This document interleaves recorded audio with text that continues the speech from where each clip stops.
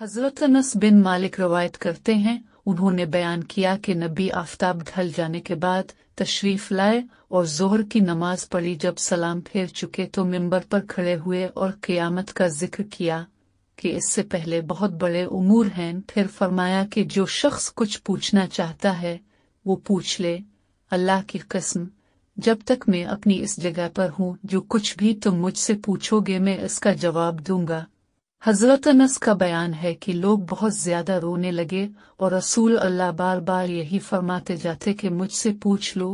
अनस का बयान है कि एक शख्स आपके सामने खड़े हुए और पूछा कि या रसूल अल्लाह, मेरे दाखिल होने की जगह कहाँ है? आपने फरमाया दोज़ख। फिर अब्दुल्ला बिन हज़ाफा खड़े हुए और पूछा कि या रसूल अल्लाह, मेरा बाप कौन है? आपने फरमाया कि तेरा बाप हज़ाफा है। अब फिर बराबर यही फरमाते रहे। हज़रत उमर घुटनों के बिल खड़े हुए और कहा, ज़नया बालियन बोआलिफ ओ इब्न अलसलम नालिफ ओ इब्न मायमुद सेलुए अलिया ओ इलेन ओ सेलुए में सावला अलिफ। जब हज़रत उमर ने ये कहा तो फिर नबी खामोश हो गए। फिर नबी ने कसम देकर कहा, इस ज़ात की कसम जिसके कब्ज़े में मेरी जान है, मेरे सामने जन्नत और दोज़ख अभी इस दीवार के सामने पेश किए गए हैं। इस वक्त में नमाज पढ़ रहा था, मैंने आज की तरह खैर और शर नहीं देखी। हज़रत अनस बिन मालिक से रवायत करते हैं, उन्होंने बयान किया कि एक शख्स ने पूछा कि ए अल्लाह के नबी, मेरा बाप कौन है? आपने फरमाया कि तेरा बाप फुला है, और ये आयत के ए ईमानदारों, ऐसी चीज के मुतालिक मत दरियाफ्त करो, आखिर आयत तक। इब्न मसूद रवायत करते हैं, मैं नबी के साथ मदीना के एक खेत में आया।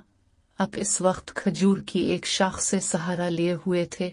फिर यहूद की एक जमात के पास से गुजरे तो इनमें से बाज ने एक दूसरे से कहा कि उनसे रूह के मुतालिक पूछो, और बाज ने कहा कि मत पूछो, इसलिए कि वो तुमको ऐसी बात सुनाएंगे जो तुमको नापसंद हो।